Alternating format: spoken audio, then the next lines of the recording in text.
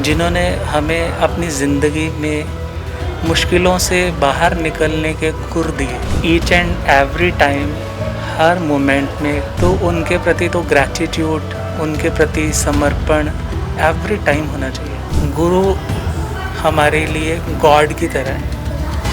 अब गॉड में 3 वर्ड्स हैं ना, जी, ओ एंड डी।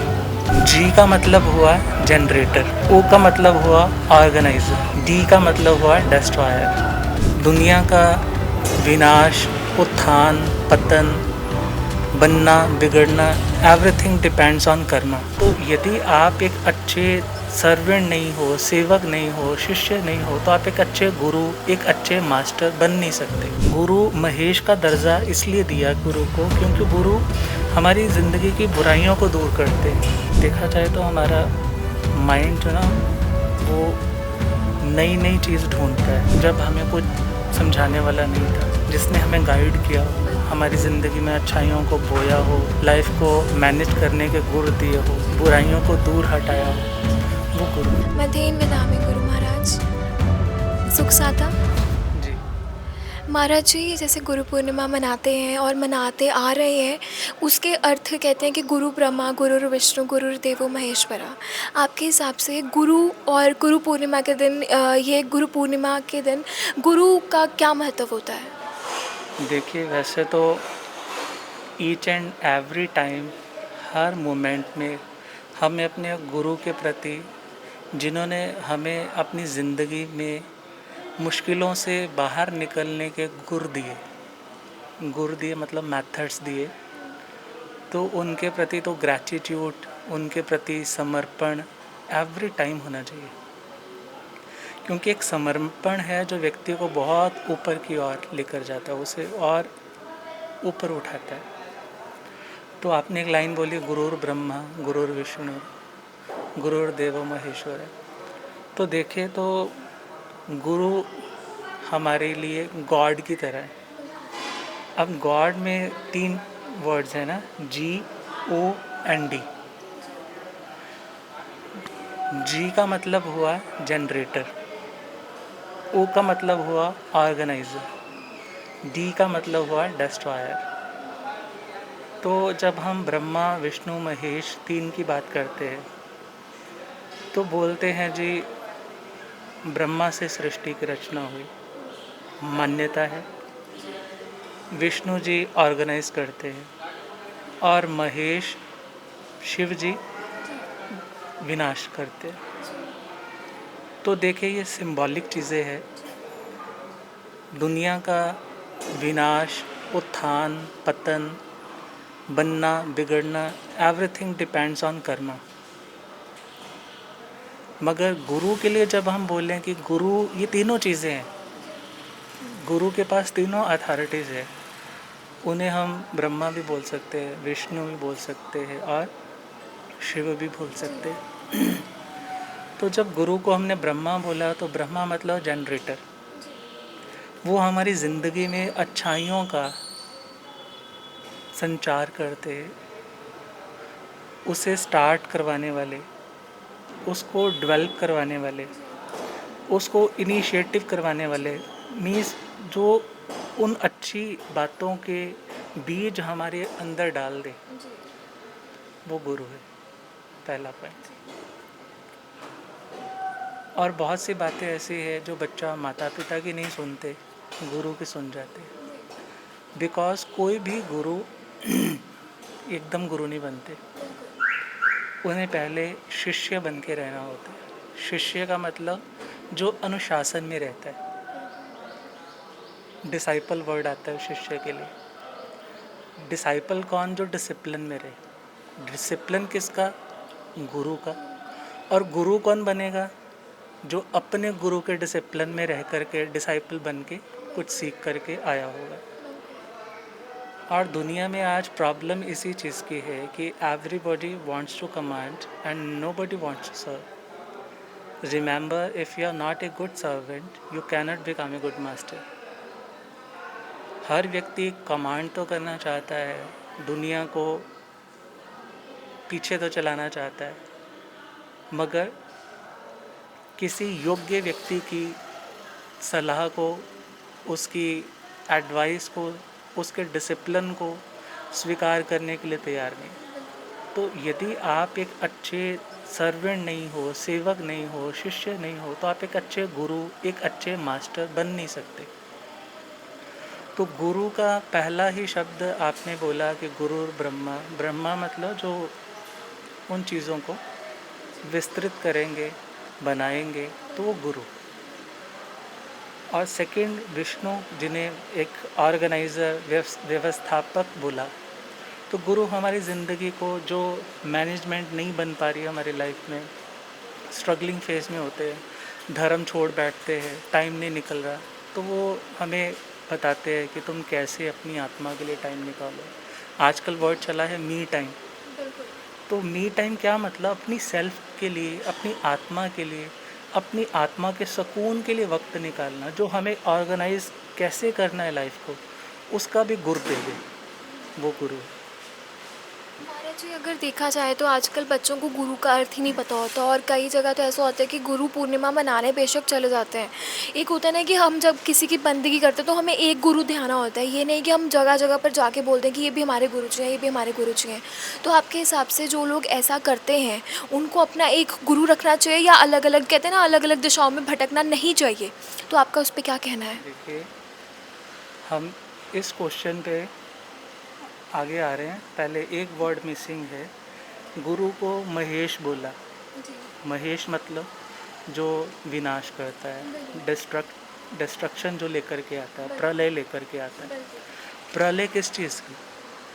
जो चीज़ नुकसान करने वाली है, जिसकी अब लाइफ इतनी नहीं है, जो मतलब ख़राब हो रहा है, जो हमारी ज़िंदगी में बुराइयां हैं, पनप रही हैं और हमारी ज़िंदगी ख़राब हो रही है, गलत आदतें लग रही है, तो गुरु का एक ऑरा, गुरु की एक एडवाइस, गुरु की एक डांट, वो भी क्या कर देती है? कहते हैं गुरु चिढ़के तो मीठा लागे, मारे तो लागे प्यारा, ठंडे तत्ते पानी वांगू तपत बुझावनहारा। पानी ठंडा आप यदि आग के ऊपर डालो तो वो शांत हो जाती है, और सपोज़ गर्म पानी भी डालो तो भी शांत हो जाती है। गुरु मीठे वचनों में बड़ा पोलाइटली, स्वीटली हमें कुछ एडवाइस करे, वो भी हमारी आत्मा के कल्याण के लिए, हमारी लाइफ में बुराइयों की आग ना लगे। और कभी जलते जलते हुए मीन्स गुस्से में भी बोले, डांटे भी, तो भी उसमें हमारा हित है। तो महेश मतलब जो गुरु, महेश का दर्जा इसलिए दिया गुरु को क्योंकि गुरु हमारी ज़िंदगी की बुराइयों को दूर करते हैं। तो इसलिए बड़ा डेफिनेट वर्ड गॉड का, वो भगवान, गुरु के लिए। क्योंकि आज के टाइम में there is not a single person who is perfect, who is untainted, who is flawless. कोई मिस्टेक ना की हो, कोई गलती ना की हो, बिल्कुल सारी गलतियों से परे हो। मगर हाँ, उस प्योरिटी तक पहुँचने की जो प्रैक्टिस कर रहे हैं, अभ्यास कर रहे हैं, साधना कर रहे हैं, उन्हें हम गुरु बोल सकते हैं। और आपने जो क्वेश्चन किया कि आजकल अलग अलग जगह पे, तो देखा जाए तो हमारा माइंड जो ना, वो नई नई चीज़ ढूंढता है, एक्सप्लोर करने के लिए। हाँ। मगर जिसने हमें स्टार्टिंग करवाया हो ना, जब हमें कुछ समझाने वाला नहीं था, जिसने हमें गाइड किया हो, हमारी ज़िंदगी में अच्छाइयों को बोया हो, लाइफ को मैनेज करने के गुर दिए हो, बुराइयों को दूर हटाया हो, वो गुरु है। वैसे अच्छाई कहीं से भी सीख लेनी चाहिए। जैन शास्त्रों में तो आता है कि इवन एक घर में काम करने वाली दासी, एक सर्वेंट लेवल वाली भी कोई बहन या कोई भाई आपको कोई शिक्षा दे, और यदि वो अच्छी है, हमारे हित में है, तो उसे एक्सेप्ट करिए। वहाँ ये ना देखे कि ये कौन है। तो मीन्स गुरु जो हमें लाइफ को कैसे आगे बढ़ाना है, तो उसके मेथड्स बता दे। मगर यदि हम और डेप्थ में चले तो गुरु का एक अपना जीवन नैतिक, प्रामाणिक, क्रेडिबल, जिसके ऊपर विश्वास किया जा सके, वैसा होना चाहिए। ये नहीं कि जिसका ध्यान अपने श्रद्धालु के पॉकेट पे रहे, वो कितना हमें चढ़ावा चढ़ाएगा। तो जब अपनी दृष्टि, अपनी मानसिकता ऐसी हो जाएगी, तो यू कांट गाइड प्रॉपरली। और देखा जाए तो साधु का जीवन एक अनकंडीशनली प्यार बांटना, सेवा करना, सेवा देखा जाए तो अच्छे संस्कार जनरेट करने, ऑर्गेनाइज करना, उन्हें बुराइयों को डिस्ट्रॉय करना, और दूसरे का कल्याण करते करते अपना भी कल्याण हो रहा है, और अपना कल्याण करते करते खुद को डिसिप्लिन में रख रहे हैं तो दूसरों के इंस्पिरेशनल बन रहे हैं। यदि अपनी लाइफ में हम मजबूत है तो जो बात एक बच्चा अपने पेरेंट्स की नहीं सुन रहा, क्यों नहीं सुन रहा? बिकॉज उनकी ज़िंदगी में बहुत डाइकॉटमी है। वो कुछ कहते हैं करते कुछ है, यहाँ कुछ कहते हैं वहाँ कुछ करते हैं, मगर महाराज गुरुदेव वो क्या करते हैं? जैसा कहते हैं वैसा करते हैं, कम बोलते हैं, शांत रहते हैं, डिसिप्लिन्ड रहते हैं। तो उन्हें उनके प्रति ऑटोमेटिकली एक विश्वास, एक श्रद्धा, उनकी बात को नहीं काटने का साहस नहीं आता है। उनको होता है कि हम इनकी बात नहीं काटेंगे, गुरु महाराज ने कह दिया तो हमें उसे फॉलो करना चाहिए।